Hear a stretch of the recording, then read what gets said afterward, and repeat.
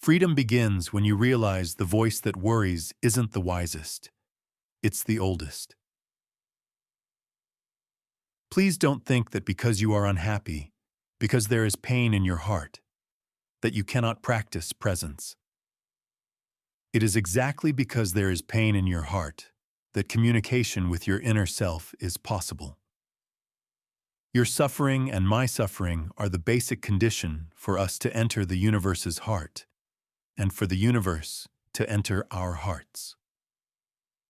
Fun fact: you don't need chaos to be tense. You don't need heartbreak or danger or catastrophe. Sometimes you're sitting on a quiet morning, birds outside, your tea still warm, and your chest still feels like it's holding back a tidal wave. This is the hidden genius of the ego. It's a surveillance system. Its job is to predict, to manage. Even when the room is silent, the mind's satellite dishes are spinning. What will I do after this? What if I forget something? Should I be more productive right now? We tend to think that the ego is afraid of pain, but the main thing it is afraid of is surprise. The obvious thing is that you don't need to predict the future in order to be present. The moment you start simulating and trying to account for every possible failure or misstep, the nav steps in and starts narrating life. What on earth is nav, you'll ask? Nav is a Sufi term, and I'm bringing it into this video because it will help you identify your inner patterns. Nav is something similar to the ego, but when you hear the word ego, you probably think of someone arrogant and loud. Ego, in the way we speak about it today, is too big, too messy. It's the whole scaffolding of me. But when everything becomes ego, we stop seeing its inner structure. It becomes invisible by being too visible, and in this inflation, something essential gets lost. So nav is not ego in the Western sense, but the self before purification. There are 7 levels of nav in classical Sufi thought. At its lowest, it's somewhat compulsive and reactive, the lower, unrefined self, like an unrefined marble or crystal. What I find fascinating is that the most dangerous level isn't the beast-like nav that makes one do evil things. It's the subtle one that hides behind virtue, the one that says, I must stay in control for the greater good.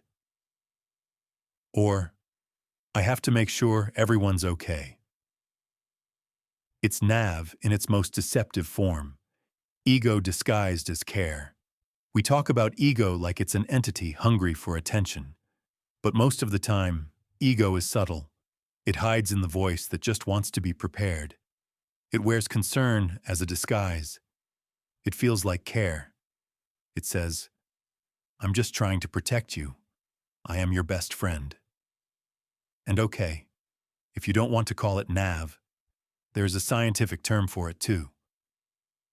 Neuroscience calls this the default mode network, DMN, a cluster of brain regions that lights up when you're daydreaming, self-reflecting, worrying.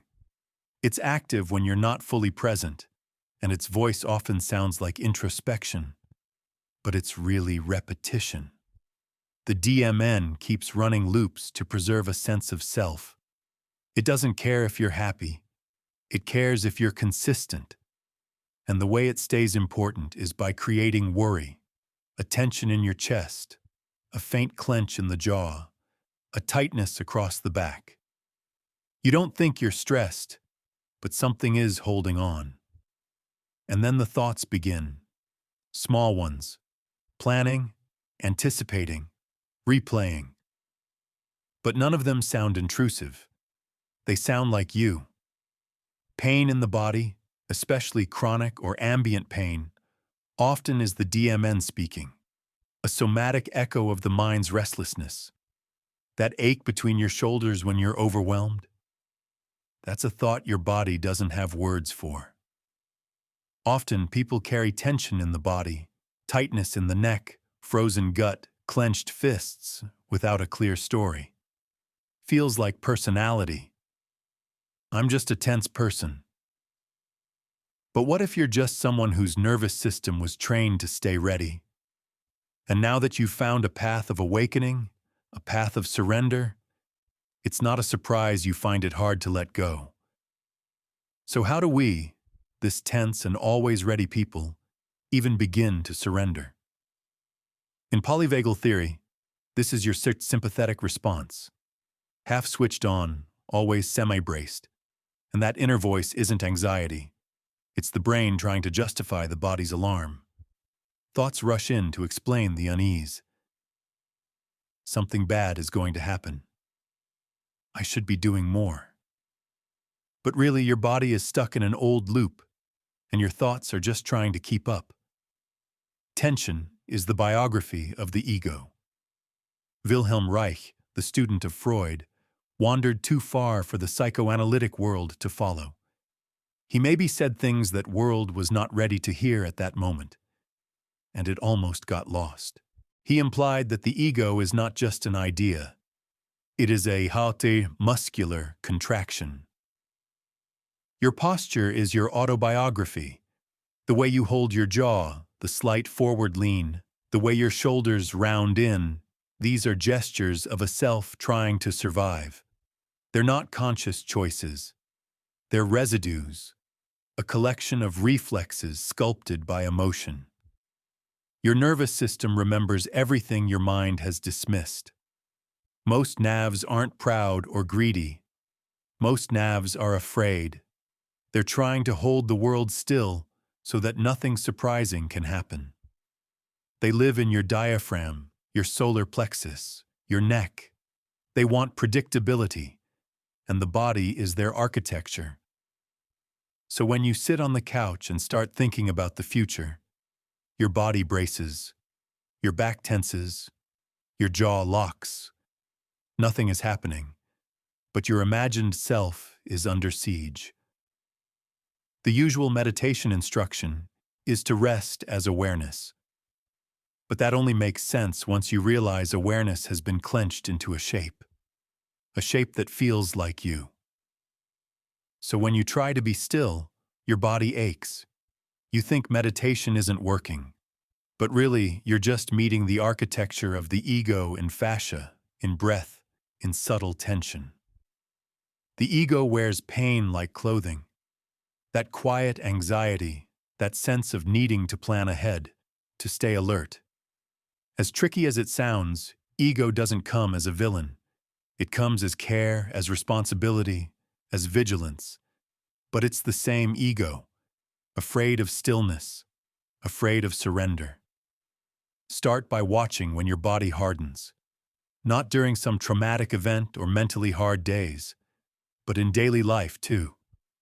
The problem isn't the voice in the head, but the belief that this voice is the only one worth listening to. And this belief, that thought equals self, is reinforced both through mental loops and through bodily tension. The very muscles of the face and spine participate in this illusion of control. So the real invitation isn't to kill the ego or even to quiet the mind. It's to soften the body, where the ego hides best, in subtle bracing and constant physical editing of presence. The illusion of control lives in the muscle before it lives in the thought.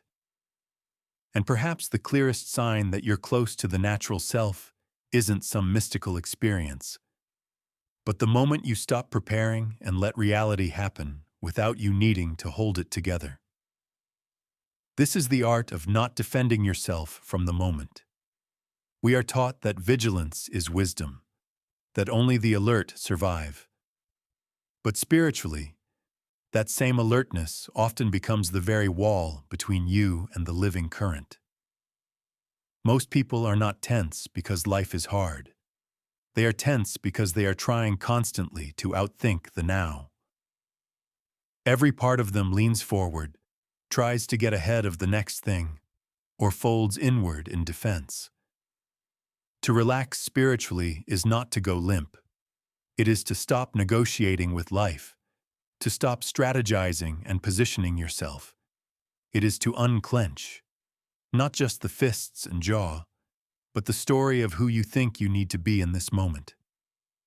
The Sufi mystics often spoke of tawakkul, trust in the divine. When the body believes in the mystery, it softens. This is different from laziness or passivity. This softness is deeply alive. It means allowing experience to touch you without needing to shield and label and shape it. Non-meditation is a similar thing. The moment the observer dissolves and awareness simply is, nothing is being manipulated. Thoughts pass. Feelings pass. Relaxation is not a reward for healing.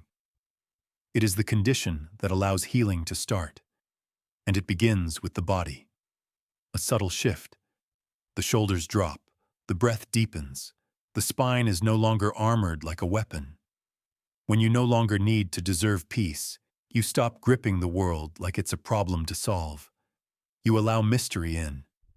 In this relaxation, there is a deeper intelligence, not born of effort, but of coherence with life.